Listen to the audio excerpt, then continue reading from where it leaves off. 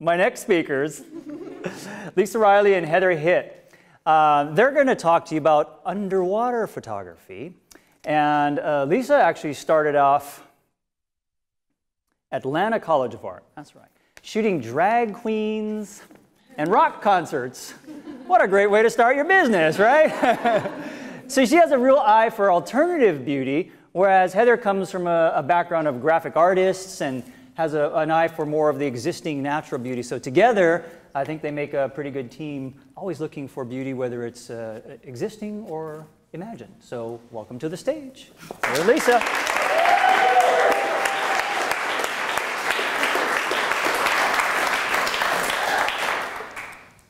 Hi, I am Lisa Reilly. And I'm Heather Hitt. We're here from Los Angeles, California to talk to you about underwater photography and how it has inspired us and challenged us in many ways.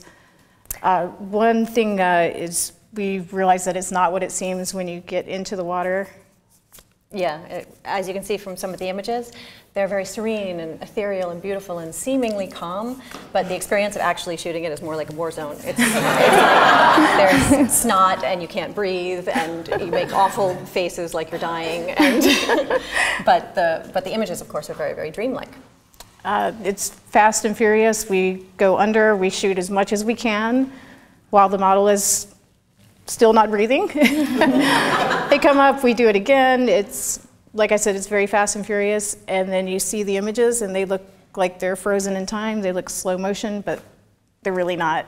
It's a whole different world. It is. So that dichotomy is just sort of beautiful about how it is realistic. You're shooting what's really there, but it just is so seemingly otherworldly. And as was mentioned earlier, our styles are sort of very different, but this is a medium that can encompass all your styles, no matter what they are. I prefer sort of to find, not photojournalistic, but yeah, something sort of poetically photojournalistic, whereas Lisa does stuff more like this, which is, you know, very rock and roll and fantasy driven. And so underwater can definitely, you know, it can take whatever you throw at it and it can give you a lot back.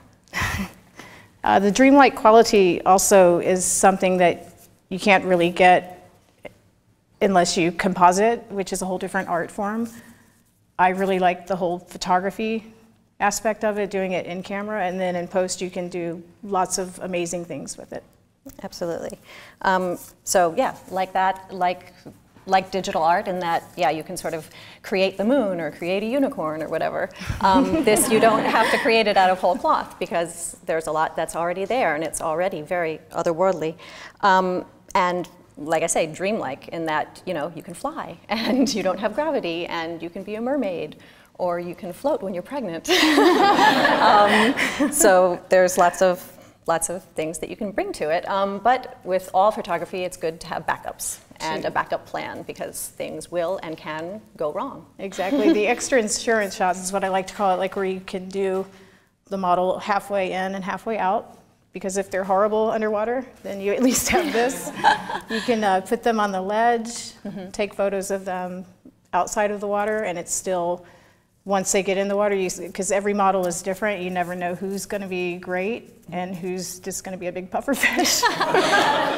like the last model that they just showed, she was a gorgeous model on dry land and underwater, not so much. So when we did that, it was sort of Ophelia in the water, and it was beautiful.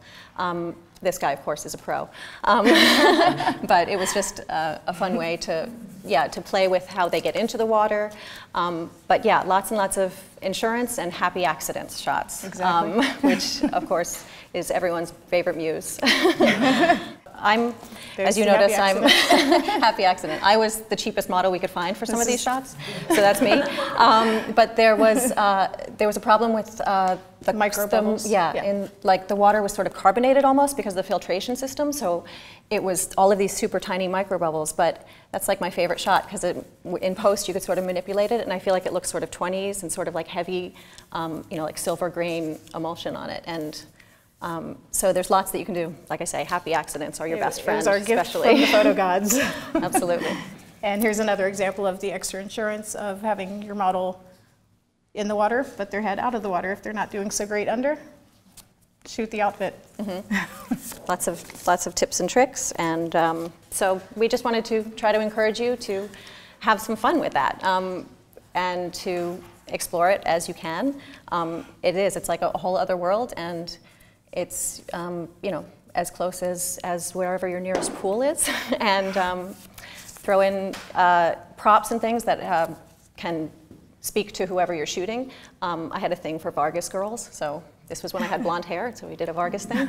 And a $3 gown from Salvation Army. Totally. And throwing the hula hoops in the water. I've thrown anything from a tricycle into the water that was missing a wheel, so just any broken record player, throw it in the water. They're all salvageable, so we really encourage everybody to give it a try because it's a lot of fun and it'll spark your creativity. It did for us, so thank you so much for listening.